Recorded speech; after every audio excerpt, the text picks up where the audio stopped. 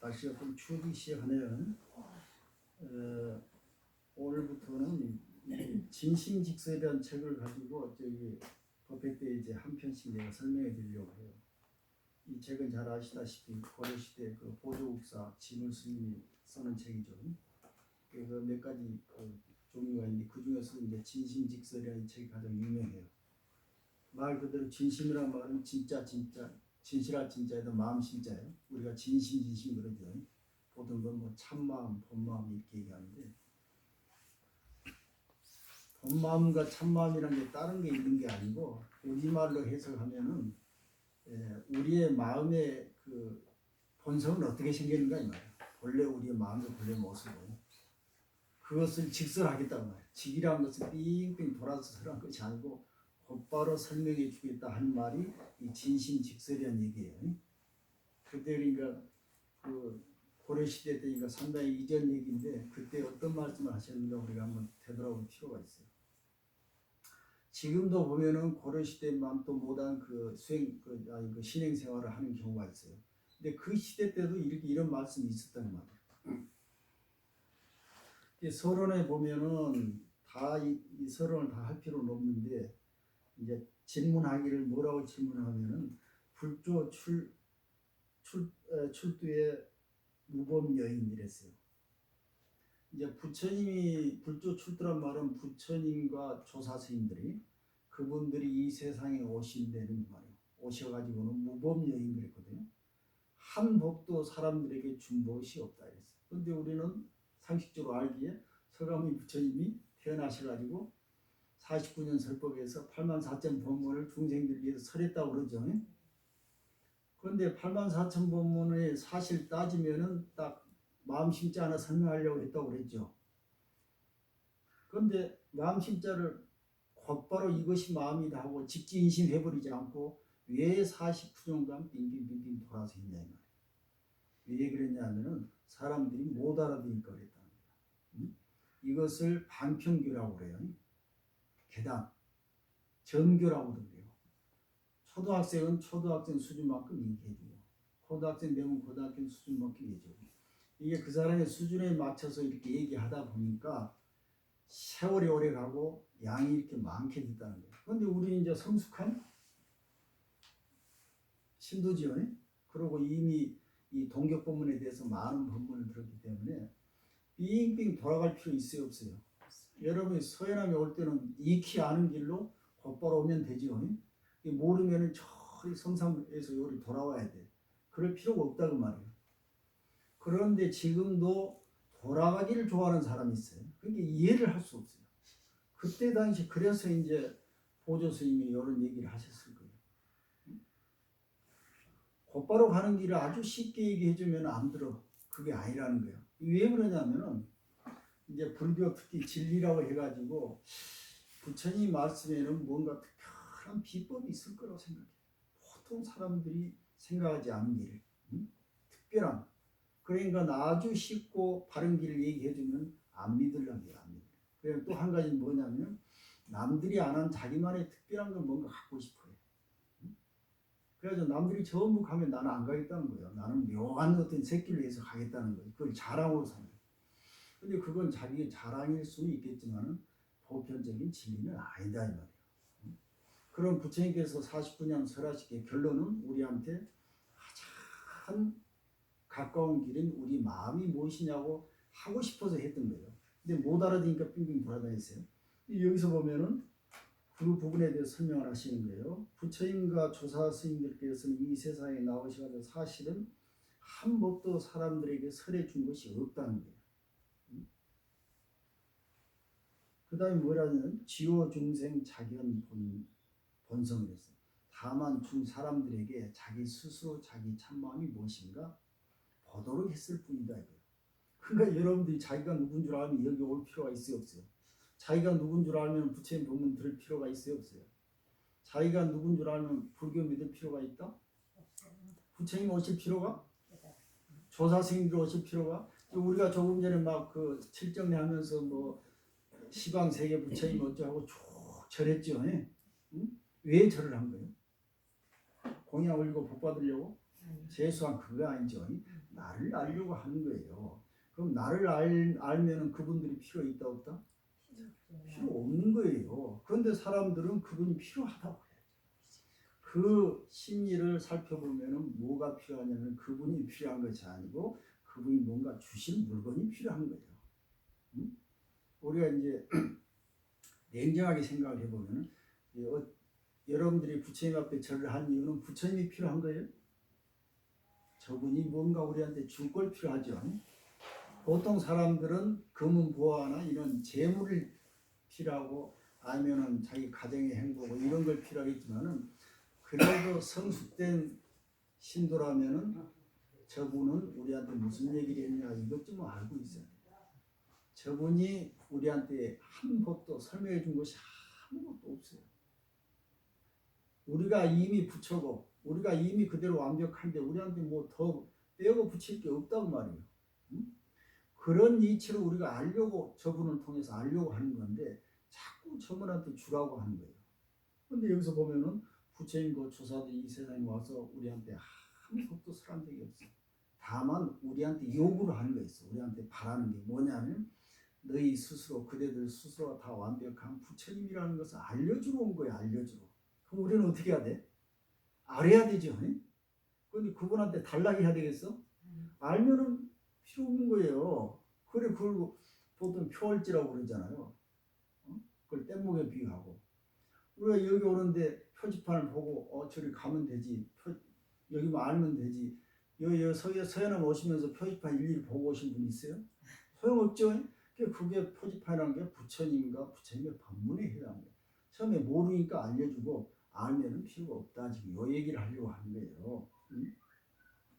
그래서 이제 경에 인용을 했어요. 화엄경에 말하기를 지일체법 즉심 자성 성치해심 불유타오 이랬는데 뭔 말이냐면 일체의 모든 법이 자신 모두 자기 마음에서 나타난 줄 안다면 이 말이에요.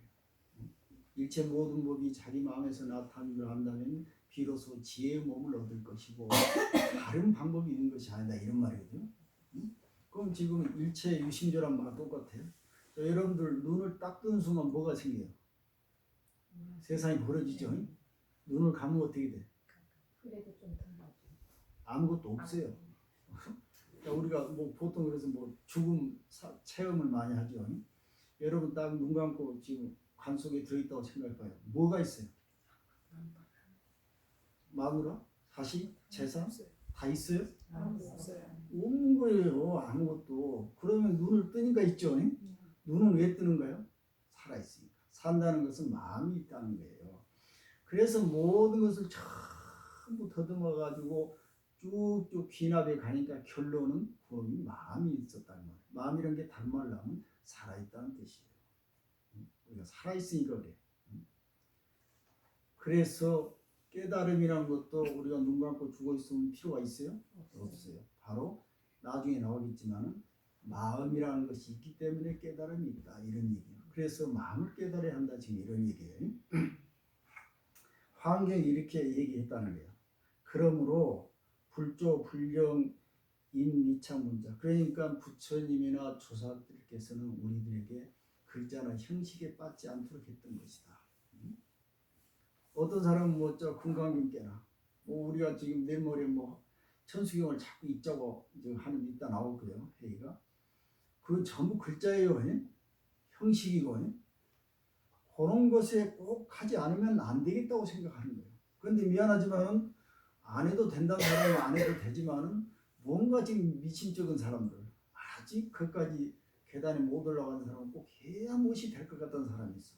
이런 사람 뒤에서는 해야 되겠어요, 안 해야 되겠어요? 꼭 해야 되는 게 그런 사람들한테 그걸 하기는 하되 수준별로 있다는 걸 아세요? 지요 중세 견자 본심 이 문자나 형식에 빠지지 말고 다만 우리 중생들에게 자기의 자신, 자기 마음이 무엇인가를 알게끔만 했다는 거예요. 소위로 덕산, 인문, 뭐 편봉 임재 인문에 편할 이러면 그잘 알죠. 덕산 스님 뭐 제자들 오면 바로 몽둥이로 때렸다고 그러지. 예를 들어서 부처가 뭐니까 불교가 뭐니까 이렇게 물어오면은 보통 같은 거 설명 쭉 해줘야죠. 부처님 이런 말씀하셨다. 그런데 덕산 스님은 그래 입만 뻥긋하면 바로 몽둥이로 후려쳤다는 거예요. 왜 그랬겠어요? 그 자리는 말하면 안 돼. 뻥긋하면 할수록 멀어진다는 거예요. 왜 그러냐면 우리 마음이라는 게 딱 모습이 있는 게 아니에요. 물꼬를 트면 튼 쪽으로 갈 뿐이에요. 막으면 안 가고 트면 사방으로 흘러가고 모습이 없는 걸 갖다가 아 이놈은 이렇게 생겼다라고 입을 뻥끗하는 순간 어떻게 되겠어요? 10만 8천으로 틀어진다고 말이에요. 그렇기 때문에 와서 물어보면 바로 몽둥이로 때렸어. 이것은 바로 덕산 스님의 이 문턱이 이제 높다는 뜻이에요. 최소한 거기까지 가려면 어느 수준에 간 다음에 가서 물어봐야 돼. 근데 일반 사람들은 몽둥이 때리면 어떻게 했어요? 서로 연수지 가야 되죠. 그런데 법문하러 들어온 사람들한테 몽둥이를 맞으면 너무나 좋은 거, 묘약이 되는 거예요. 입을 딱 맞게 해줬으니까. 그 다음에 임재 스님 같은 경우는 누가 법문 물어보면 어떻게 해요? 바로 소리를 질렀다 했죠. 또 놈자식 했겠죠. 하고 바로 이걸 알려주려고 하는 거예요. 자 생각해봐라. 이 모든 네가 여기까지 와서 나한테 법을 물으려고 하는 놈이 무엇이냐. 가장 밑바닥에 있는 근본 줄기 바탕을 알게 되면 그 위에 떠다니는 모든 현상들을 우리가 느끼게 되는데 밑바닥이 무엇인지도 모르고 밖의 현상만 쫓아다니면서 흘러다니는 놈을 가지고 내 마음이라고 생각했기 때문에 이놈을 잠재가지고 근본자를 지금 알려주려고 하는 거예요. 여러분들이 지금 제 법문을 듣고 있죠. 사실 법문은 제가 하지만 누가 법문을 한다고 생각해요? 여러분들이 하는 거예요. 여러분들이 여기 내가 시체를 놔두고 법문하면 내가 법문하는 거예요? 돌멩이 놔두고 법문하면 제가 법문하는 건가요? 여러분들이 살아서 귀로 듣고 있기 때문에 법문이 되는 거니까 결론은 여러분들 스스로 법문하는 거예요. 그러니까 이것을 더 다른 것 같이 얘기하면은 부처님이 우리한테 84,000 법문했는데 그 양반은 우리한테 했어요, 안 했어요? 안 했어요. 내가 귀 닫고 있으면은 그 양반이 평생을 떠들어도 아무 소용없어. 내가 들었기 때문에 법문을 한 거게 돼요. 이게 인과법이라, 연기법이라고 그래요. 그래서 부처님은 한마디도 한 적이 없다 이런 말을 하는 거예요. 그러니까 조사나 부처님께서는 우리한테 많은 말을 했지만은 나는 한마디도 한 적이 없어. 왜? 너희 스스로가 이미 완성체인데 내가 거기다 붙이고 뺄 것이 없다. 단지 그네들이 너희들이 그걸 모르기 때문에 내가 옆에서 거들어줬을 뿐이다 이거예요. 그러니까 그분한테는 실제로 한마디도 한 적이 없다는 거예요. 그런데 우리는 84,000 보면 무슨 경이 어쩌고 이것만 쫓아다니면서 이러고 앉아있는 거예요. 그러니까 이제 안타깝다 이 말이에요. 이게 이제 그 보조 스님의 진심직설의 그 서문의 핵심적인 내용입니다. 그 다음에 이제 보면은 첫 단락에 이런 내용이 나와요. 이제 두 번째 단락을 먼저 볼까요? 두 번째 단락에 이제 진심 이명이라는 이제 그 내용이 나오는데 부처님 법문이나 조사 스님의 설법을 듣다 보면 별의별 소리들이 많이 나와요. 그 소리가 뭔 소리인지 여기서 확인 한번 해보자 이 말이에요. 어떤 사람이 이제 물어요. 진심이란 게 무엇인가 하니까 보조스님 답하기를 혹은 진심이라고 얘기만 하는 사람이 있어요. 표현을 진실한 마음이라고. 또 혹은 불교나 조사, 부처님이나 조사들의 설법을 보면은 이 이름이 각각 달라요. 다르게 해. 또 불교에서는 부처님께서는 보살이란 말을 가끔 쓰기도 해요. 보살이. 또 그 다음에 그 부처님 그 불경 보살계의 경이라는 불경에 보면은 우리의 그 진심에 대해서 뭐라고 설명하냐면 심지라고 그래요. 우리 많이 들어봤죠. 심지법은 그런 얘기 하죠. 심지란 게 뭐냐면은 마음을 땅에 비유한 거예요. 땅에다가 그 씨앗을 심으면은 전부 나고 그다음에 모든 것은 땅을 기초로 해서 이렇게 살아가죠. 우리의 마음이 그렇다는 거예요. 우리 마음을 어떻게 쓰냐에 따라서 어떤 씨앗이 생겨나고 우리 마음은 삶의 기초란 이런 뜻이에요. 그래서 보살계의 경에서는 그걸 심지라고 얘기했는데 왜냐하면은 발생 만성보로 이랬거든. 모든 선이라고 하는 것이 바로 그 마음에서 씨앗이 자라듯이 땅에서 씨앗이 자라듯이 마음에서 자라기 때문에 그 진심을 심지라고도 보살계경이 표현했고 또 반야경에서는 이걸 뭐라 했냐면 벌이라고 표현했다는 거예요. 우리가 벌이 많이 들어봤죠. 뭐 벌이는 뭐 한문으로 말하면 각이라고 그랬죠. 깨달을 각자. 깨달음이라는 뜻이라고 그랬어. 그러니까 마음과 깨달음은 같아야 틀려요. 여러분 그 깨달으려면 어디로 가야 되겠어요? 마음 어디가 있어요? 내가 있죠. 나 있는데 마음은 항상 있어. 그럼 깨달으려고 어디 뭔데 특별한 곳에 가야 할 필요가 있어요, 없어요? 응? 그런데 사람들은 깨달으려고 어디로 가? 인도까지 해서 우리나라도 뭐 많은 기도처가 좋은데 쫓아다니는 거예요. 그러면 이것을 어떻게 생각해요? 내가 부처인데 다른 부처를 찾아러 가는 거예요. 응? 그러면 이미 내가 부처인지 모르는 거예요. 거기에 있는 부처라고 참 부처라고 생각하면 그 부처도 진실한 부처인가요? 둘 다 틀렸죠. 그러니까 내가 일단 찾으러 가면은 둘 다 틀린 거예요. 내가 찾고자 하는 부처가 어떤 부처든 찾았더라도 그건 아니에요. 그 다음에 이미 내가 부처인지 모르기 때문에 이미 출발부터 틀린 거고. 그러니까 부처 찾으러 가려면 어떻게 해야 되겠어요? 안 가야 되는 거예요. 진리를 알려면 어떻게 해야 되겠어요? 입을 다물고 있으라. 그래서 같은 맥락에서 하는 소리예요. 부처가 뭐냐고 물어보면 몽둥이 맞아야 돼요. 그런데 우리는 부처를 찾으러 가는 거예요. 그 몽둥이를 맞아도 한 30대는 맞아야 되겠죠. 이렇게 되는 거예요. 그래서 우리가 벌이 하면은 사람들이 뭔가 이 일반 사람들 말고 너와 나 말고 이런 모습 말고 어떤 특별한 모습을 가지고 있는 것이 깨달음이라고 늘 상상을 하는 거예요. 그래서 그걸 찾으러 가. 내가 집에서 살림하고 저 자식 먹이러 위해서 하루 종일 밖에 나가서 사람들하고 부대끼고 힘들게 일하고 하는 건 벌이가 아니요. 그러죠? 벌이가 아니요. 최소한 이런 법당에 가가지고 경건하게 이렇게 절도 하고 뭔가 의례도 올리고 이렇게 해야 뭔가 벌이하고 조금 가까워진 것 같은 느낌이 들어요. 이게 지금 엄청나게 잘못됐다는 거예요. 그래서 지금 우리 부처님 한 20분 계시는데 20분 부처님이 오셔가지고 부처님 찾으러 오신 거예요. 그래서 반야경에서는 우리 마음을 갖다가 벌이라고 얘기하는 거예요. 이게 벌이라는 것은 보통 깨달음이라고 하는데 깨달음은 다른 것이 아니고 우리의 평소의 마음을 얘기한다는 걸 아셔야 돼요.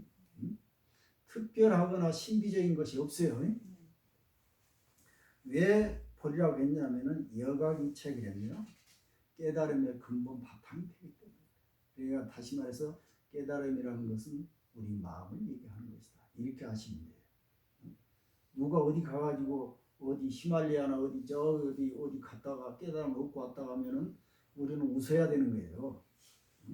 물론 그 계기를 통해서 자기가 몰랐던 자기를 발견. 여행 자주 하신 분 계시다면 저는 여행을 그렇게 생각해요. 나를 알아가는 과정이. 익히 아는 사람도 있으면 모르는 거예요. 자기가 습에 젖어가지고 모르는 데 가야 그것이 좋았구나 이렇게 느끼는 거예요. 여러분들 철없는 자식이 군대 갔다 오면 철들죠. 왜 그런 줄 알아요? 늘 밥 해주고 옷 빨래해서 입혀주니까 모르는 거예요. 고마움을. 그러다가 한 며칠 떨어져서 자기가 하려니까 얼마나 고맙겠어요. 그분들. 그래서 눈물 찍찍 흘리면서 어머니 아버님 전상 삼아서 써버리는 거예요. 그게 그러면 그 전에는 아니었나? 희였어요. 몰라서 그런 거예요. 그러니까 우리도 지금 그런 거예요. 우리도 이미 알고 있는데 자꾸 자기가 귀한 줄은 모르는 거예요. 그래서 자꾸 밖에서 새로운 걸 찾으려고 하는데 그거 좋다고 해요. 돌아다녀 보라는 거예요. 그래야 비로소 자기 집이 편한 줄 안다. 이 마음을 이렇게 심지라고도 얘기하고 또는 반야경에서는 볼이라고도 얘기하고 또 화엄경에서는 뭐라고 했냐면 법계라고 얘기했어요. 우리가 법계 얘기 많이 들어봤죠. 법계에 무슨 보살 부처가 충만하시고 막 이런 얘기. 그러면 법계하면 굉장하죠. 뭐 신비한 뭐 우주 세계에 있는 것처럼. 환경에서 말하는 법계는 다른 얘기가 아니고 마음을 얘기했다는 거예요. 마음을. 너무 간단하지 않아요? 응? 법계가 어디 있어요 그러면? 자 그럼 우리가 증명을 해야지. 또 여러분들이 눈 감고 땅속에 들어가 있으면 아무것도 없어요. 자, 눈 뜨고 사는 순간 뭐가 벌어져요? 이 우주 법계가 응? 벌어지지 않아요? 그럼 누가 만드는 거예요 법계는? 자기 마음속에 있는 거예요. 여기서 예를 들어서 스님 법문이 듣기 싫어 수틀리다고 나가. 누가 만든 거예요? 그러니까 죽자 살자 부처님이 좋아하는 사람이 있는 반면에 부처님이 싫어. 나는 이제 교회 가겠다 하는 사람이 있는 거예요. 그러면 교회 불교 그 이상으로 이제 세상이 벌어지기 시작하는데 그 모든 것이 이 한 마음이 만들어낸다는 거예요. 그래서 마음을 갖다가 법계라고 얘기한다고. 그래서 여기서 뭐라고 또 보충 설명했냐면은 교철 융석고로 이랬어. 교철이라면 서로 맞붙인다고 말이야. 서로 융합한다. 자, 여러분 가만히 앉았으니까 시간, 공간 어느 없이 내가 마음대로 이 마음이 만들어내는 거야. 갔다 갔다 하지요. 못 가는 데 어디 있어? 이보다 더 신비한 게 어디 있어요? 저 눈 깜짝하면 저 성산으로 갔다 눈 깜짝하면 한복도 갔다 눈 깜짝하면 집에 갔다 오지요. 이 세상에 이보다 더 신비하고 기적적인 게 어디가 있어요? 신기하지 않아요? 이게 마음이라는 거예요. 그래서 마음을 법기라고 하는 거예요. 이렇게 얘기를 해줘도 자꾸 자기 신비한 마음을 버리고 딴 데 가서 찾으려고 합니다. 이 지구 반대편 어느 나라 가정에 가면은 뭔가 특별한 게 있을 것 같아요. 그 사람한테 물어보시오. 그러면 나 제주도 한번 가고 싶어. 제주도 가가지고 제주 도민처럼 한번 살고 싶다고 그럴 거야. 틀림없이. 근데 우리는 제주도 도민으로 살고 있으면서도 모르는 거야. 제주도가 좋은지. 그렇죠? 금강경에서는 마음을 뭐라고 그랬냐면 열이라고 그랬어요. 수없이 나오죠. 금강경에 열이란 마음이. 무소정례. 금강경. 오고 감이 없기 때문에 열이라. 또 오고 감에 가도 변함없이 오고 가기 때문에 열애. 열한 건 같은 여자 올 열애. 열의 역이란 말인데 가고 오매 항상 그 자리야. 내가 지금 어디 함덕 갔어도 내 마음 어디가 있어 지금. 함덕을 갔지만 이 자리에 있어요. 얼마나 신비스러워. 보통은 그렇게 못해. 함덕에 갔으면 물건이 함덕에 있지 여기 없는 거예요. 그러나 마음이란 물건은 요가 있는데 함덕에 가 있는 거예요. 귀신 같죠? 응? 이걸 보고 여거라고 해요. 응? 여라는 것은 있는 그 자리, 거라는 것은 가 있는 거다. 그러면 분명히 여기 있는데 가 있어. 이런 물건 찾아보세요. 어디가 있는지. 여기. 응? 바로 여러분들은 마음이 이런 물건이란 말이에요. 자, 5대. 나 여기 왔는데 마음 어디가 있어? 지금 집에 있어. 얼마나 신비해요. 그것을 여래, 여거 그런 거예요. 왜 그러냐면 무소정례 오고 감이 없기 때문에 그래요. 이와 같이 신비한 것은 우리 마음이라고 해요. 그러면 여기서 더 연역해서 설명하면 죽음에 대해서 어떻게 해야 돼? 내 마음대로 요리를 할 수가 있죠. 응? 우리는 죽음이 온다고 그러지만은 죽음도 법계 속에 들어가기 때문에 이 마음이 법계니까 마음 안에 있는 거예요. 그래서 내 마음대로 조절을 하는 거예요. 응? 그 다음에 반야경에서 또 뭐라고 했냐면은 이 마음은 열반이라고 했다고 그래요. 열반. 자, 우리는 열반하면 어때요? 니르바나, 돌아가시는. 그 다음에 어딘 저기 극락세계 그런 편안한 그런 거임. 그런데 그거야 아니고 뭐? 바로 우리 마음을 두고 열반이라고 얘기한다는 거예요. 그럼 열반이라는 게 신비해야 신비하지 않아요? 아주 신비한데 우리는 모르고 살았어요. 지가 열반이면서도 열반을 쫓아다녀요. 열반을 구하려고. 어? 열반을 얻으려고 가는 거예요. 어딘가. 그런데 이미 우리는 열반을 얻었다? 이미 열반을 얻었는데 얼마나 얻었냐면 지금 50년, 60년, 70년 전에 이미 열반을 얻어 있는 상태라고 말. 그런데도 그걸 모르고 지금도 찾고 있어요. 이렇다는 거예요. 어? 왜 그러냐면은 성속이고 그래서 모든 성인들이 가고자 하는 곳이기 때문에 부처님도 자기를 찾고자 했고 부처님을 따르는 우리 신도들도 결국은 그곳으로 가야 하는데 그곳이라는 것은 열반자리고 열반 뭘 얘기하냐면 우리 마음 지금 나를 얘기한다 이게. 또 금강명경에는 뭐라고 했냐면 여여라고 했다는 거예요. 많이 들어봤죠? 여여 같은 여자. 진상불변고로 이랬네요. 진실한 그 모습은 항상 변함이 없기 때문에 그랬어요. 우리가 모양을 가지고 있는 것은 변하게 돼 있어요. 그러나 모양이 없는 것은 변함이 없어요. 여러분 지금 몸은 늙었죠? 그러나 늙지 않는 놈 어디가 있어? 마음은 항상 청취라고 그러잖아요. 뭐 항상 청취라 항상이란 뭐야? 항상 불변하던 소리 아니요? 몸은 늙었지만 마음은 변함이 없다. 바로 그 얘기예요. 자, 이 세상에 두 가지 다 충족할 수 있는 물건이 어디 있는가 한번 봐보세요. 몸은 늙어도 마음이 늙지 않는 거. 인간밖에 없는 거예요. 인간. 그래서 우리의 마음을 여여라고 한다고요. 여여. 그 다음에 정명경이고 유마경이 뭐라고 했냐면 법신이라고 했다는 거예요. 우리가 지금 부처님의 법신 어때? 미미하고 참 신비스러운 것 같죠? 법신, 법의 몸, 법 자체를 몸으로 가지고 있다는 거예요. 부처님의 법신은 우주 공간을 충만하다고 그랬는데 바로 다른 걸 얘기한 게 아니고 우리 마음을 법신이라고 한다. 예. 자, 눈 딱 뜨면 우주에 충만해야 안 해요. 온 우주가 내 마음속으로 확 바로 들어오죠. 그래서 마음을 법신이라고 하는 거예요. 바로 어디 있는 것이 아니고. 그 다음에 또 기실론에서는 진여라고 했다는 거예요. 진여. 또 들어봤죠, 많이. 그 진여행, 진여원 그 보살 이름도 있어요. 그 진여, 진실은 진짜 하죠. 그러니까 진여하면 우리는 뭔가 좀 특별한 뭐 어떤 물건인 것 같죠. 그게 아니고 우리가 쓰는 마음을 진여라고 한다. 자, 왜 그러냐면은 불생불멸고라고. 여러분 지금 함덕 갔다 집에 갔다 하려면 어떻게 해야 되겠어? 이것은 형태가 없어야 돼. 형태가 없어야 불생불멸하는. 이 세상에 형태를 가지고 안 주고 물건은 없어요. 모든 만물은 생주이멸을 통해서 변하기 때문에. 그러나 오직 잘만 쓰면 변함없는 것이 바로 우리 마음이라는 거예요. 불생, 불멸. 불생이니까 중생계에 태어나질 않아요. 불멸이니까 죽지도 않는 거예요. 자, 그 다음에 열반경에는 또 이것을 불성이라고 그랬다는 거예요. 부처불자, 성품성자.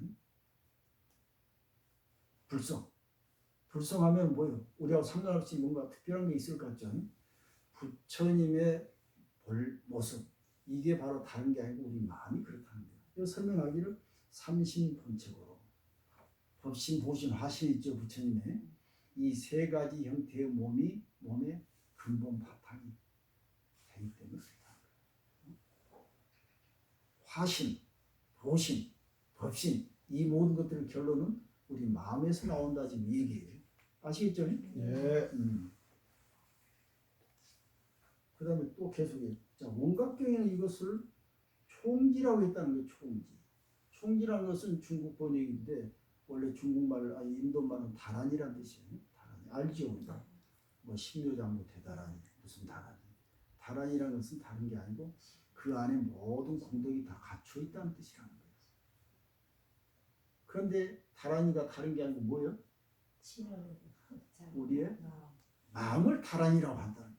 그런데 우리는 신묘장구 뭐 마음 편하면 뭐가 어떻게 되고 뭐 능엄경, 능엄신주로 뭐 내 편하면 뭐가 어떻게 막 그런 얘기 하죠.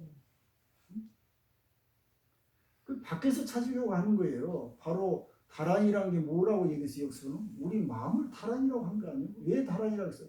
일체 모든 선법을 다 가지고 있기 때문에 거기서 유출 여기서는 공덕이라고 했어요. 모든 공덕이 거기서 나오기 때문에 그렇다는 거예요.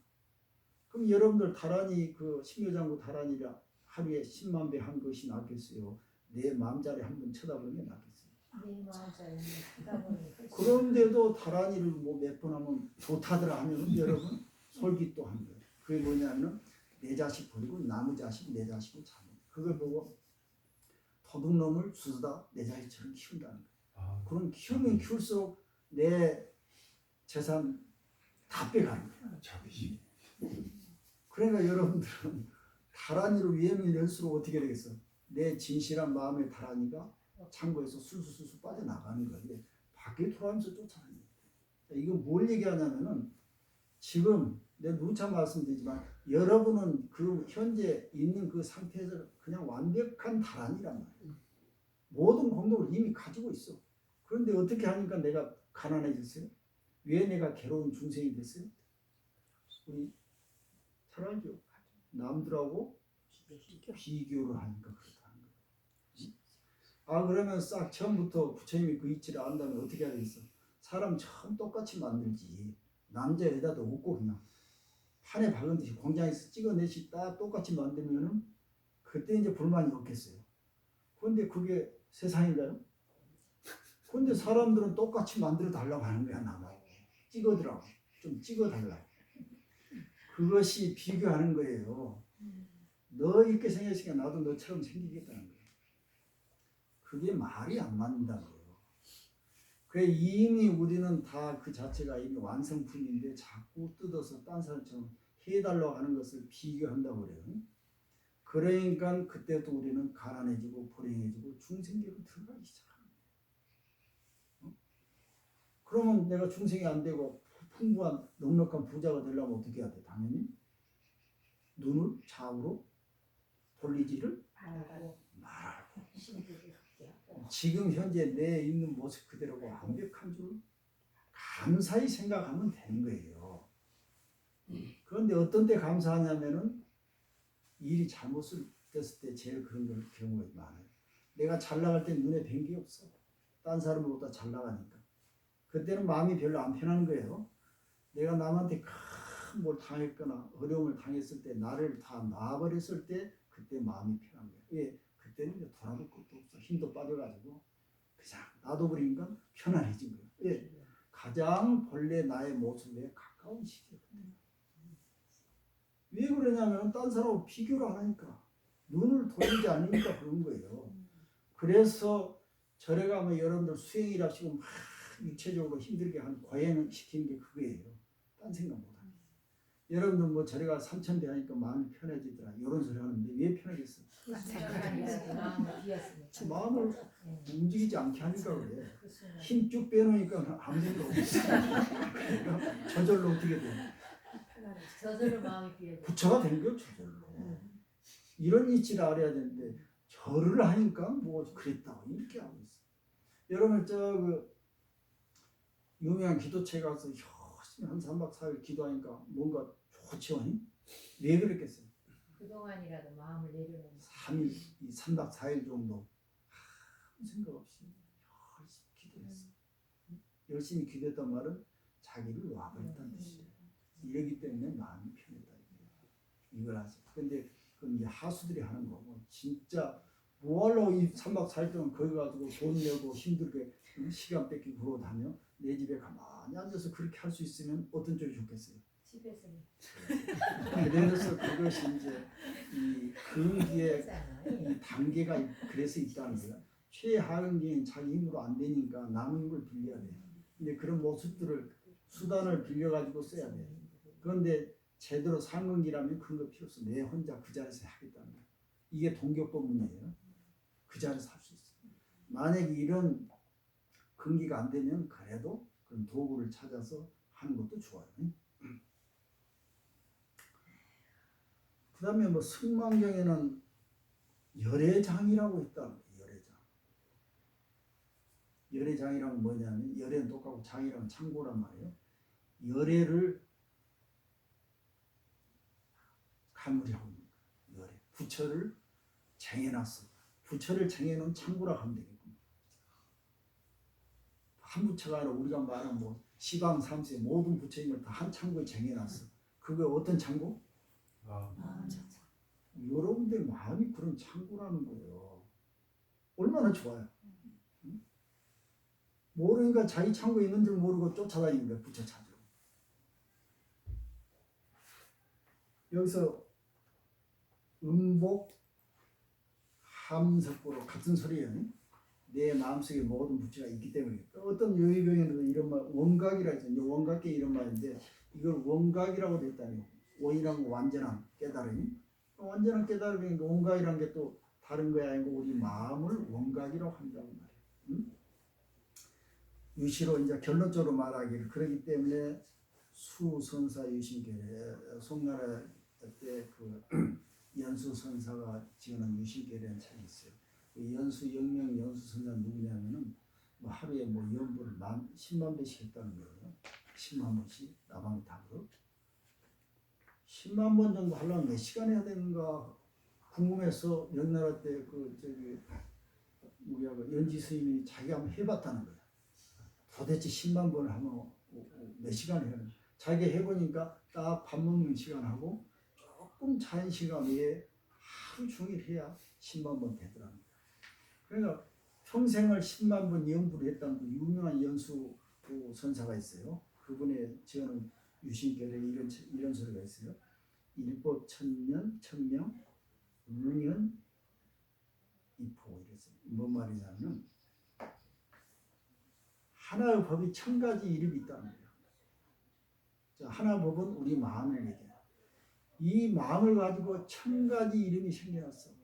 그러니까 부처님의 84,000 법문도 마음 하나 설명하려고 그렇게 했다는 거예요. 응? 그런데 왜 그렇게 오래 설명했어? 그다음 왜 그렇게 그 이름이 많아? 그것은 바로 응연이프라는 거야. 인연에 따라서 그 이름을 지었다는 거야. 응? 저 사람 보니까 저 사람은 욕심이 많아.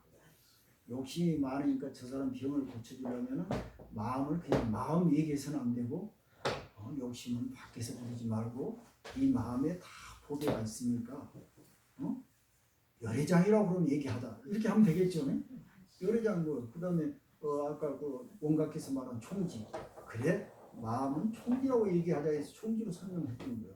그럼 내 마음에 모든 게 다 있구나 이렇게 설명해가지고 그 사람의 욕심의 병이 치료가 되겠죠. 응? 그 다음에 어떤 사람은 여기 가만히 잘 살고 있으면서 자꾸 어디 육지에 가고 싶고 외국에 한번 가고 싶은 거야. 마음이 살랑거려 왔다 갔다.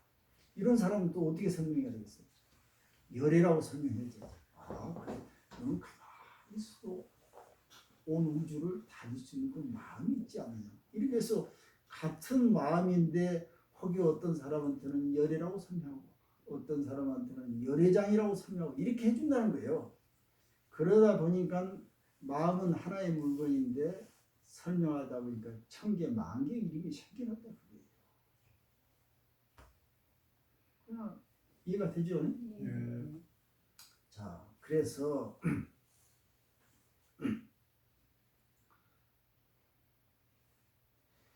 이런 이 예를 보면은 각자 모든 경에 쭉 살펴보면 참 이런 내용이 크리에요.